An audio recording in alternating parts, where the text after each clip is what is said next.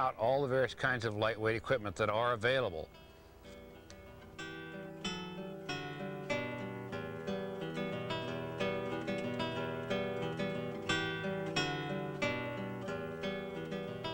Now this is my favorite part of the trip. Plan your meals out to reduce weight and bulk. Remember that eating well is a fun part of packing, but you don't need to pack glass and non-degradable container products in and out.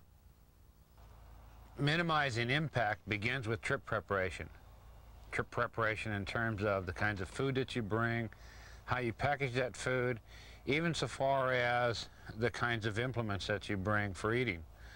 You can realize substantial weight savings in choosing your kitchen utensils alone. It's representative types here. This one is far heavier than this one. You should choose the lightest one, of course. Dehydrating fruits and various other kinds of foods can realize substantial weight savings. Besides using Ziploc bags, the new vacuum sealers work great for repackaging small items or small portions like this packet of cooking oil. An additional benefit of vacuum packing foods is that once it's vacuum sealed, that food will last virtually indefinitely.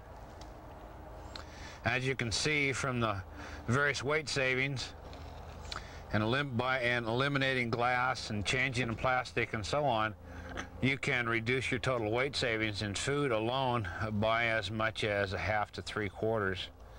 Substantial, to say the least. We also need to be concerned about what kinds of soap we use when we're washing up or washing our dishes. Here's an example of 2 different types of products that are biodegradable. One for hand soap and one for dishwashing liquid. And this is a new product, just came out, that's totally biodegradable, made with recycled products. Great stuff. This is an example of institutional food distributed by Farmer Brothers. It's pancake mix. Buy it in bulk. You can buy dried peas, dried corn, virtually all of the vegetables. Potato flakes, restaurant quality.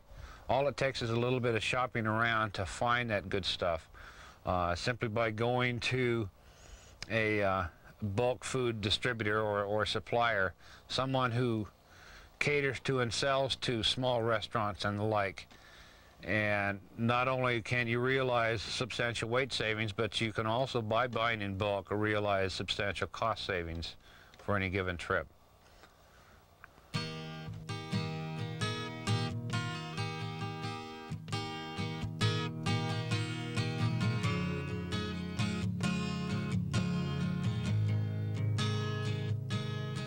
How we contain our animals determines how much impact we as horsemen create on the environment, whether it's designated wilderness or not.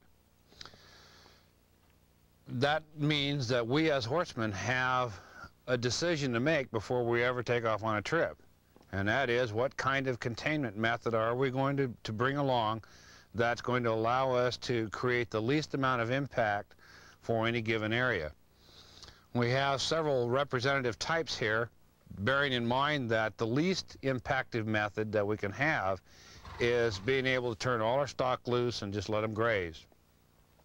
That's not always possible, either due to past grazing practices or because of no grass at this point in time, or in this particular area. The highline method of containment is one that's most often recommended by the agencies, and it means that you have to pack along 2 extra kinds of equipment, a rope that needs to be polypropylene with a minimal amount of stretch and the most amount of strength, at least 60 feet long and 1/2 inch in diameter, and tree saver straps. They can either be homemade, such as this one, made from parachute webbing, or this one, which is a commercially made. In any case, they need to be long enough so that you can put the adjustment in, that is the hardware in, through a loop on the other end and be able to pass around the circumference of the largest tree that you expect to find.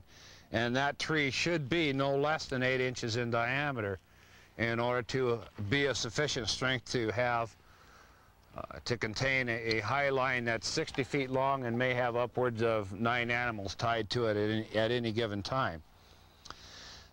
You need to have enough rope, enough length in your high line, so that you can allow 7 feet of space between animals and 7 feet from the closest tree, and still allow to have this rope tied no less than 7 feet from the ground.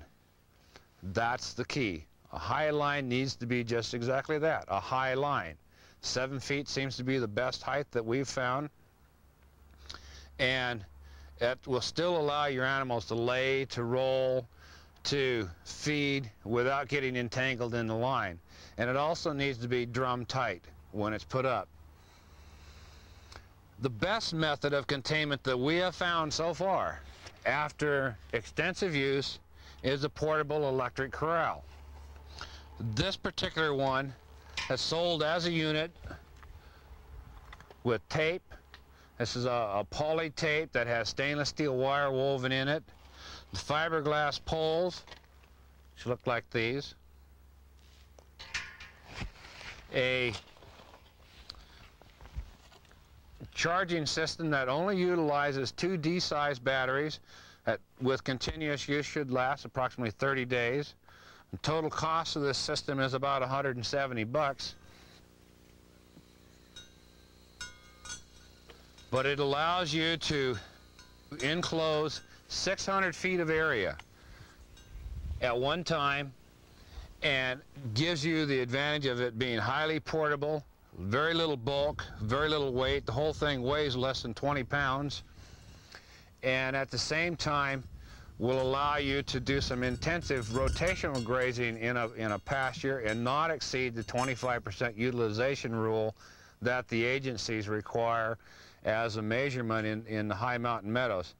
Absolutely the best containment method we have found for most situations.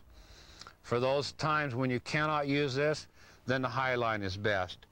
A rope corral, because of the amount of bulk involved, multiply this high line, 60 feet of rope, 5 times at a minimum in order to be able to construct a decent rope corral, and you can see the kind of bulk and weight that you're looking at in order to build a rope corral. Additionally, it is not portable, not very portable at any rate. Hobbles are still an essential part of your equipment, whether it's this kind of hobble with the chain swivel made out of leather, the nylon Utah-style hobble, which, by the way, because of the material used, is a very poor choice. Nylon will burn your animals' hocks and pasterns. Leather is still the best choice. It will eliminate pawing. It'll slow down your animals if they do get loose. Those of you that have used hobbles for any period of time will know that a hobbled horse can run just about as fast as they trot, but it does slow your animals down, and it does eliminate that pawing. Regardless of whether you use leather, nylon, electric corral, or high line, a good piece of equipment to add to this is the bell. The bell goes on your dominant animal, be it a mare or be it a gelding, and that allows you to locate your animal in the eventuality that they do get loose. One or more of them will get loose at some point in the future, and you will end up having to chase them. That's the nature of the beast. And it helps to be prepared. The bell makes your job a little bit easier. The hobbles slow them down and give you a chance to catch them. The key to any of these containment systems, as I mentioned before, is that they have to be portable, so that you're not increasing the number of animals that you're taking just to take the containment system, and they need to be able to allow us to reduce the amount of impact that we cause when we contain our animals. For our use, that means the electric corral and the high line, in our opinion.